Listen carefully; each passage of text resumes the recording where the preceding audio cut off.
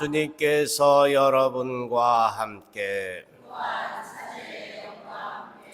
마테오가 전한 거룩한 복음입니다.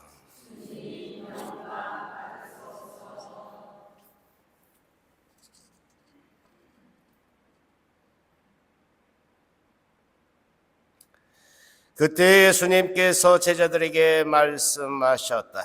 내가 진실로 너희에게 말한다.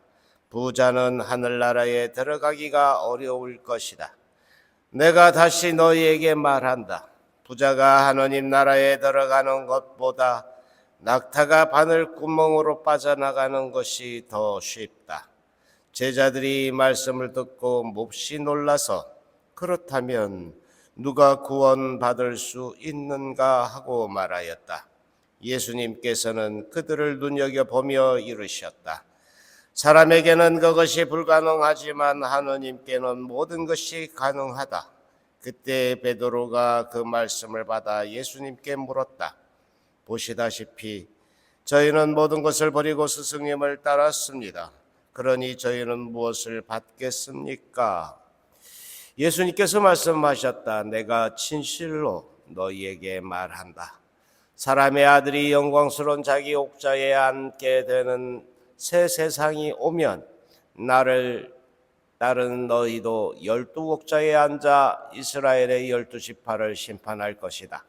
그리고 내 이름 때문에 집이나 형제나 자매, 아버지나 어머니, 자녀나 토지를 버린 사람은 모두 100배로 받을 것이고 영원한 생명도 받을 것이다. 그런데 첫째가 꼴찌되고 꼴찌가 첫째 되는 이들이 많을 것이다. 주님의 말씀입니다.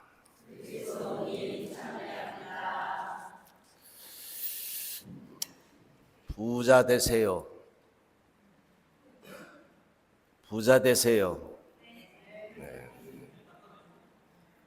부자 되고 싶지 않은 사람은 아무도 없는데 큰일 났어요. 그렇죠? 부자가 이 하늘나라에, 다시 말하면 구원받는 데는 낙타가 바늘 끼고 빠져나가는 것보다 더 어려울 거다 그러니까 큰일 났다. 네, 부자를 예수님은 왜 이렇게 부정적으로 보실까?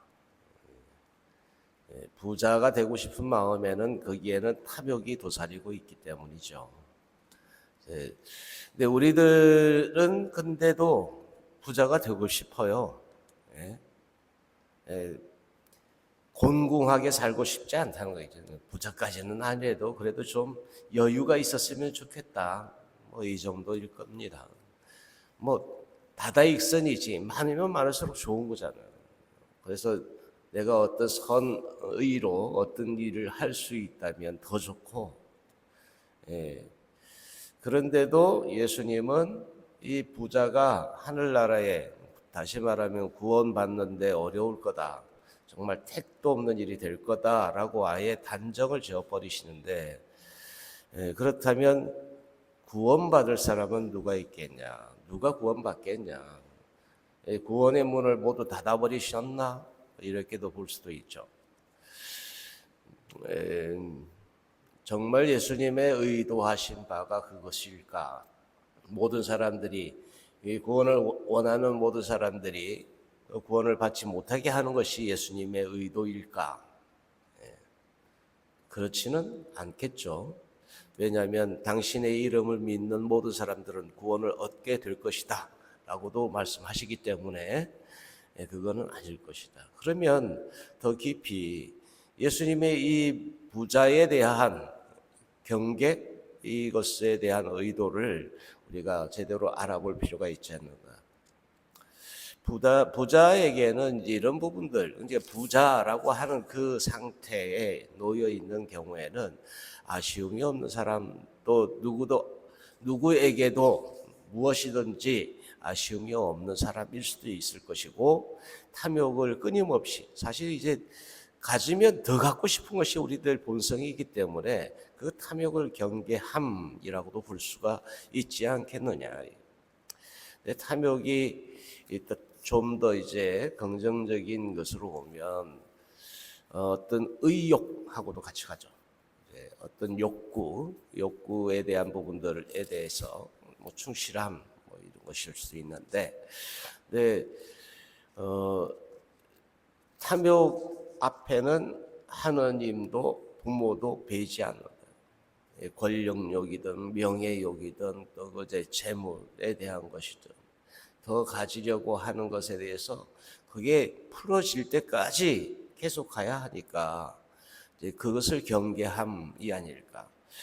재물에 대한 어떤 그 풍요뿐만 아니라 그 모든 것들에 대해서 이것은 우리가 또 너무나 쉽게 우리 일상에서도 이게 문제가 될 수 있는 인정받음의 욕구, 이것도 마찬가지일 거라고. 누군가로부터 인정받아야 돼. 꼭 인정받아야 돼. 내가 이거밖에 안 돼 라고 이렇게 판단하면서 누군가로부터 인정받지 못하면 막 거기서 분노가 폭발하는 거예요. 그때는 배는 게 없어. 이판사판 개판이야 그러면서. 그러면 하느님도 보이지 않을 것이다. 이것을 경계하고 있지 않는가. 다만 주님께서 우리들에게 주시고자 하시는 것은 이 구원에 대한 기준, 마치 이제 이런 부분들이에요. 이 구원이 우리의 노력, 우리가 뭔가 막 쫓아가서 그것을 채우면 얻을 수 있는 것이라고 여기는 그것에 대해서 경계를 삼는 것이다. 정말 그런가? 하느님 나라나 이 구원이 우리가 그렇게 죽으라고 고생하고 노력하면 얻을 수 있는 것인가? 여러분 생각은 어떠십니까? 네? 뭐 그럴 수도 있잖아, 그죠? 돌을 열심히 닦으면 도사가 되듯이. 네? 그럴 수 있을 것 같죠? 아니에요? 네, 그렇습니다. 구원은 하느님의 은총으로 주시는 거다. 이것을 말씀하시고자 하시는 거예요. 근데도 우리는 뭔가 우리가 열심히 노력하고 뭔가 열심히 막 달려가면 거기에 구원이 있을 거라고 믿고 그것을 쟁취하려고 한다. 쟁취하려고. 구원은 쟁취되어지는 것이 결코 아니다. 하느님의 은총으로 주어지는 것이다.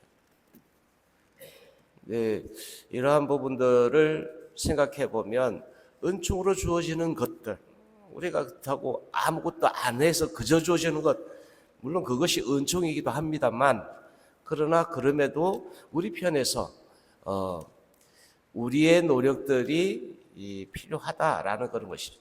우는 아이에게 우는 아이 젖주는 거예요. 마치 기도가 왜 필요할까요? 우는 아이에게. 그러니까 신앙생활에서도 표현해야 돼. 말 걷죠. 그냥 참으면 돼요. 이거 아니거든요. 표현해야 돼.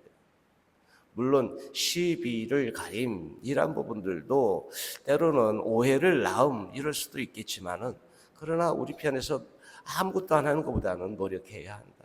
기도도 그렇고 선행도 그렇고 또 이 모든 것들이 필요한데, 근데 거기에는 탐욕이 아닌 부분들, 이제 탐욕으로 접근하면 망한다. 여기에 이제 첫째가 꼴찌되고 꼴찌가 첫째 되는 것에 대한 신비가 담겨 있지 않는가. 이게 첫째가 꼴찌 된다는 것, 이것은 뭐 세상이 뒤집어진다, 뭐 개벽한다, 뭐 전도된다, 뭐 이런 의미로 이야기하는 것이 아니라 가치의 전도 이런 의미를 의미하지 않는 것이라고 생각합니다. 하느님의 전적인 의탁, 주님께 전적인 의탁, 은총만이 우리를 구원하실 수 있다는 그에 대한 믿음을 갖고 우리의 노력도 그렇게 해나가는 것이 필요하다라고 봐야 하지 않느냐. 하느님께는 불가능이 없기 때문에 막 달려가면 거기 꼭대기에 구원이 있을 것 같지만 꽝입니다. 꽝.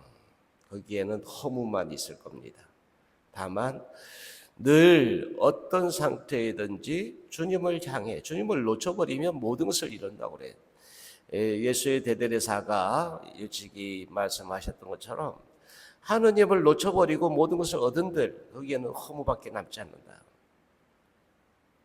우리가 우리의 노력 안에 하느님의 현현, 하느님과 함께 머물기 위한 그런 노력들을 해나가는 그런 하루 되시기를 축원합니다.